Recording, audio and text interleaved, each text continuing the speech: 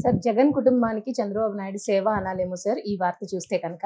ఎందుకు అంటే చంద్రబాబు నాయుడు గారు జగన్ కుటుంబానికి వేలాది కోట్ల కాంట్రాక్ట్స్ ఇప్పించారు అనేది న్యూస్ ఈనాడు పత్రికలోనే ప్రముఖంగా ప్రచురించారు సార్. దీని మీద పవన్ కళ్యాణ్ గారు కూడా సీరియస్ అయినట్టు తెలుస్తుంది. అసలు ఏంటి సార్ ఈ ఇష్యూ? జగన్ కుటుంబ సేవలో చంద్రబాబు లేదా జగన్ సేవలో తరిస్తున్న చంద్రబాబు ఇలాగా వార్తలు వచ్చాయన్నమాట. అదేంటంటే ఇది ప్రధానంగా ఈనాడులోనే వచ్చింది. జగన్ ఫ్యామిలీలో జగన్కి వరుసకు బ్రదర్ అయ్యే వైఎస్ వెంకటరెడ్డి అనే అతని కాంట్రాక్టర్ బేస్గా అతనికి వైఎస్ఆర్ జిల్లా వేముల్లో దాదాపు 100 కోట్ల విలువైన ముగ్గురాళ్ళ కాంట్రాక్ట్, ముగ్గురాళ్ళు తయారు చేస్తారు కదా, ముగ్గు పిండి ముగ్గురు, ఆ కాంట్రాక్టు లాస్ట్ సంక్రాంతి కనుమ 15న కనుమ పండుగ రోజు అతనికి వచ్చిందనమాట.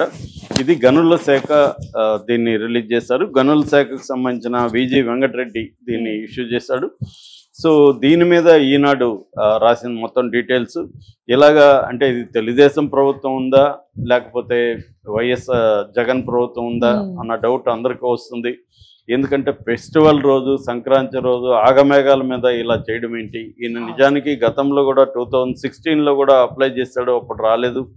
ఆ తర్వాత 2020లో చేసినప్పుడు కొంతవరకు జగన్ ఇచ్చాడు. Survey number 10 and survey number 43లో కొన్ని ఎకరాలకి ఇచ్చారు. ఇది ఇప్పుడేమో 9.5 హెక్టార్లు, అంటే దాదాపు 100 కోట్ల పైన.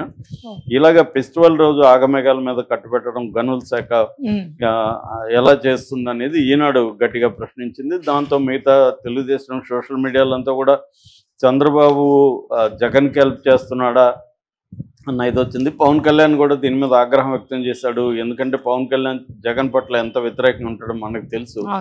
కానీ చంద్రబాబు జగన్ పట్ల కావచ్చు, జగన్ పార్టీలో చాలా మంది పట్ల కావచ్చు, ఒక సాఫ్ట్ కార్నర్ ఉన్నాడన్న విమర్శలు ఎప్పటి నుంచో వస్తున్నాయి. ఎందుకంటే 8 months అయినా కూడా ఇప్పటికీ చాలా కుంభకోణాలు జగన్ ప్రభుత్వంలో జరుగున్నాయి. తర్వాత అనేక అక్రమాలు కావచ్చు, లేకపోతే అరాచకాలు కావచ్చు, అన్నీ ఉన్నాయి. కానీ వాటి మీద ఎక్కడా కూడా చంద్రబాబు సీరియస్గా వెళ్ళినట్టుగా మనకు కనబడదు. అంటే ఫర్ ఎగ్జాంపుల్ ఇప్పుడు నిన్న పెద్దిరెడ్డి గురించి కూడా చెప్పుకున్నాం. పెద్దిరెడ్డి అటవీ భూమి ఆయనకి 25 ఎకరాలు ఉంటే దాన్ని 75 ఎకరాలకి పెంచుకున్నాడు, ఆక్యుపై చేసుకున్న ఈనాడు రాసింది. దాని మీద కూడా చంద్రబాబు ఒక కమిటీ వేశారు. ఇట్లాంటి కమిటీలు గతంలో కూడా అనేక వాటి మీద వేశారు. అదే పెద్దిరెడ్డి మీద ఇప్పటి వరకు 3 కేసులు ఉన్నాయి. ఒకటి మదనపల్లి ఆర్డీఓ ఆఫీసులో ఫైల్స్ దగ్ధం, అప్పుడు ఎంత హడావిడి జరిగిందో మనం చూసాం. కానీ దాని మీద ఇప్పటి వరకు ఏమి చర్యలు తీసుకోలేదు. అట్లాగే ఆయన మీద అనేక హత్యా కేసులు, దోపిడీ, అంటే అటాక్ కేసులు ఇవన్నీ ఉన్నాయి.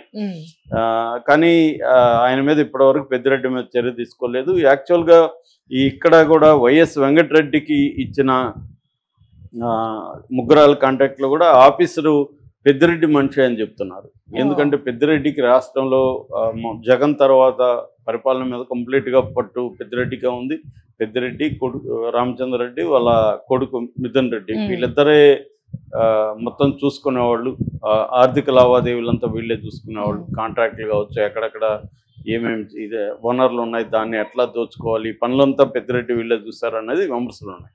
ఇంతవరకు పెద్దిరెడ్డి మీద చేయలేదు. అట్లాగే మనకి విశాఖ భూములకు సంబంధించి కూడా ఈనాడు రాసింది. విశాఖ భూములు గతంలో పెద్ద ఎత్తున ఆక్యుపై చేసుకున్నారు అన్న వార్తలు వచ్చాయి. దాని మీద కూడా ఇప్పటి వరకు ఏమీ చర్యలు తీసుకోలేదు అన్న విమర్శలు వచ్చాయి. అట్లాగే మనకి సీడ్ ద షిప్ అన్నాడు పవన్ కళ్యాణ్, ఇప్పుడు దాని మీద కమిటీ వేశారు. అదేం జరిగింది ఇప్పటి వరకు తెలియదు.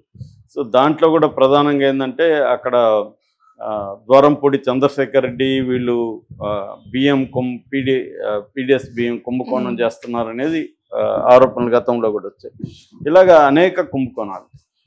అట్లాగే మనకి కొడాలి నాని, వల్లభనేని వంశీ, రోజా, ఇలాంటి వాళ్ళ మీద ఎవరి మీద కూడా ఇప్పటి వరకు ఏ రకమైన చర్యలు తీసుకోలేదు. తెలుగుదేశం వాళ్ళే పోస్టులు ఏం పెడుతున్నారంటే చంద్రబాబు ప్రభుత్వంలో రెడ్లకి ఏమీ రెడ్ల జోలికి చంద్రబాబు వెళ్ళట్లేదు, రెడ్లంటే చంద్రబాబు భయమా, లేకపోతే డబ్బులు తీసుకుంటున్నారా వీళ్ళు, లోకేష్ డబ్బులు తీసుకొని రెడ్లతో కుమ్మక్కయ్యాడా అని తెలుగుదేశం వాళ్ళే పెడుతున్నారు. ఎందుకంటే ఈ వైసీపీ దీంట్లో ఉన్న వాళ్ళల్లో రెడ్లల్లో మహా పెద్ద రెడ్డి అరెస్ట్ అంటే ఎవరు అంటే వర రవీందర్ రెడ్డి. ఆ స్థాయి అతను తప్ప ఇంకే రెడ్డిని అరెస్ట్ చేయలేదు ఇప్పటి వరకు. ఓన్లీ బీసీలని ఎస్సీలని అరెస్ట్ చేస్తున్నారు అక్కడ కూడా.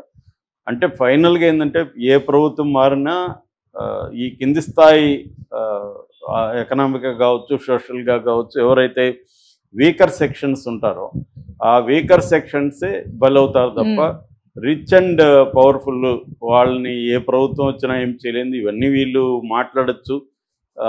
నిన్న కూడా పెద్దిరెడ్డి మా ప్రభుత్వం వస్తే కార్యకర్తలు తెలుగుదేశం కార్యకర్తలు అంతు చూస్తానని ప్రకటించాడు.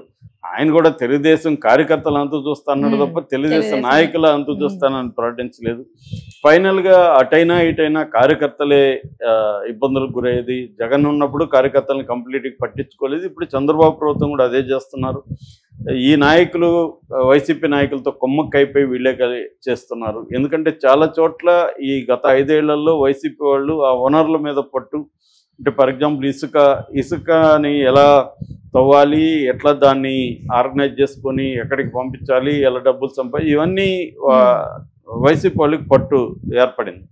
ఇప్పుడు తెలుగుదేశం వాళ్ళు చాలామంది కొత్త ఎమ్మెల్యేలు వచ్చారు, కొంతమంది పాత వాళ్ళు ఉన్నారు. ఇప్పుడు వైసీపీ వాళ్ళు ఏం చెప్తున్నారంటే, భయ్ నువ్వు ఏమీ జోక్యం చేసుకోవద్దు, నీ వాటర్ నీకు ఇచ్చేస్తాం, నువ్వు వచ్చి ఇప్పుడు మళ్ళీ ఇసుక తవ్వించి మళ్ళీ దాన్ని రూట్స్ ఎక్కడెక్కడ అమ్మాలి, ఇవన్నీ నువ్వుకెందుకు శ్రమ, అవన్నీ మాకు ఆల్రెడీ ఐడియా ఉంది, మేము చేసుకుంటాం, నీ వాటర్ నీకు ఇచ్చేస్తాం, సైలెంట్గా ఉండు అని ఒప్పందాలు చేసుకుంటున్నారు. దానివల్ల వాళ్ళకి కూడా హ్యాపీనే కదా, తెలుగుదేశం ఎమ్మెల్యేలు కావచ్చు, కూటమి ఎమ్మెల్యేలకి మనం ఏమి చేయకుండా మన వాటా వస్తుంది, బాధలన్నీ అతను పడతాడు. మనం ఇప్పుడు మళ్ళీ కొత్తగా మనం ఎందుకు ఆ టైంని వేరే దాని మీద పెట్టచ్చు. ఇలాగా ఒక ఇది ఏర్పడిపోయింది. అంటే ఇక్కడ ఏంటంటే ఇక్కడ వ్యక్తులు అటు ఇటు వాళ్ళైనా వీళ్ళైనా ఒకటే. ఇక్కడ సిస్టమ్ ఇంపార్టెంట్. అంటే మనకు ఇవాళ ఉన్న డెమోక్రటిక్ మోడల్ ఏంటంటే ఓటర్స్ని డబ్బులతో కొనడం. అది 2 రకాలుగా జరుగుతుంది. ఒకటి ఏంటంటే అఫీషియల్గా గవర్నమెంట్స్ ఉన్నప్పుడే గవర్నమెంట్ వాళ్ళకి రకరకాల ఉచిత పథకాలు అనౌన్స్ చేసి వాళ్ళని ప్రలోభ పెట్టడం, మేము వాళ్ళకంటే ఎక్కువ ఇస్తామని చెప్పడం. రెండవది ఏంటంటే ఇంతకుముందు ఏంటంటే బ్లాక్ మనీ ఉండి పంచేవాళ్ళు. ఇప్పుడు బ్లాక్ మనీ కట్ అయింది చాలా వరకు, ఎందుకంటే ఈ డీటెయిల్ ఇవన్నీ రావడంతో. దాంతో వీళ్ళు ఏం చేస్తున్నారు, పార్టీలు తెలివిగా గవర్నమెంట్ డబ్బులే ఎన్నికల ముందు కోడ్ రాకముందు ఏదో ఒక పేరు, పసుపు కుంకుమ అంటారా, ఇంకోటి అంటారా, రైతులకి ఏదో అని మొత్తానికి వాళ్ళ అకౌంట్లలో డబ్బులు వేసేది. ఇది ప్రజల డబ్బులు, ట్యాక్స్ పేయర్స్ డబ్బులు వేసే డైరెక్ట్గా ఓటర్స్ కేసు. ఇది కాకుండా మళ్ళీ పార్టీల తరఫున డబ్బులు పంచడం. ఈ పద్ధతిలో ఇప్పుడు కరప్షన్ అనేది ఇక్కడే ఓటర్స్ దగ్గర నుంచి స్టార్ట్ అయింది. ఇప్పుడు ఒక్కొక్క ఎమ్మెల్యే మినిమం 100 కోట్లు, ఒకప్పుడు 10 కోట్లు అంటేనే అబ్బా అనుకునేవాళ్ళు. ఇవాళ 100-150 అంటే లెక్క లేకుండా ఉంది. ఇంకా 300-400 కోట్లు కూడా ఖర్చు పెడుతున్నారు. ఇప్పుడు ఫర్ ఎగ్జాంపుల్ ఒక ఎమ్మెల్యే ఒక 100 కోట్లు ఇవ్వాలి, ఒక్కొక్కసారి పార్టీకి కూడా కొంత డబ్బులు కలెక్ట్ చేస్తున్న వాళ్ళు కూడా ఉన్నారు టికెట్ ఇప్పించిన దాన్ని. సో అలాగా 100 నుంచి 150 కోట్లు ఒక ఎమ్మెల్యే ఖర్చు పెడితే తను రాజకీయాల్లో ఇన్వెస్ట్మెంట్ చేయాలి. రాజకీయాల వ్యాపారం, ఎవడికి ప్రజాసేవ అంటే అందుకంటే బూతు లేదు ఇవాళ. సో ఈ రాజకీయ వ్యాపారంలో ఇన్వెస్ట్ చేస్తున్నాడు. మళ్ళీ ఎక్కడి నుంచి రావాలి, అది లీగల్గా అతనికి వచ్చే ఛాన్స్ లేదు ఎమ్మెల్యేకి. సో అతను అక్కడ ఏ వనరులు ఉంటే అవి ఏ జనంలో కొంతమంది అయితే నేను వింటున్నాను మటన్ షాపుల దగ్గర నుంచి కూడా వదలట్లేదు, ప్రతి దగ్గర కలెక్షన్ అనేది స్టార్ట్ చేసేసారు. సో ప్రజలకు కూడా అడిగే నైతిక కోల్పోయారు, ఎందుకంటే వీళ్ళు కూడా డబ్బులు తీసుకుని ఇదైపోయారు. సో ఇటువంటి మోడల్లో చంద్రబాబు ప్రభుత్వం ఏం చేయగలదు, ఏమి చేసే పరిస్థితి లేదు. చంద్రబాబు ప్రభుత్వానికి కూడా ఏదో చేస్తున్నట్టు డ్రామా ఆడాలి తప్ప నిజంగా ఏమీ చేసే పరిస్థితి లేదు. అదేదంటారు పాము కాటు వేయకపోయినా బొస్సు కొట్టాలని, అట్లా బొస్సు కొట్టడం తప్ప ఈ పాము కాటేదని వాళ్ళకి కూడా తెలుసు. సో అందువల్ల ఆడిస్తున్నారు. దీనివల్ల ఏంటంటే సామాన్య కార్యకర్తలు అటు ఇటు అయినా ఇబ్బందులు ఎదుర్కొనేది మాత్రం వాళ్ళు ఎదుర్కొంటున్నారు. అందుకనే ఇప్పుడు ఇక్కడ మాత్రం తెలుగుదేశం కూటమిలో ఉన్న ఇబ్బందులు, లేకపోతే వైసీపీ నాయకులు ఇప్పుడు కూడా దర్జాగా తిరుగుతున్నారు. వీటి మీద ఈనాడు ఆంధ్రజ్యోతి మాత్రమే గట్టిగా ఫైట్ చేస్తున్నట్టు కనపడుతుంది. ఈవెన్ తెలుగుదేశంలో కేడర్ కూడా దీని మీద పెద్దగా ఏమి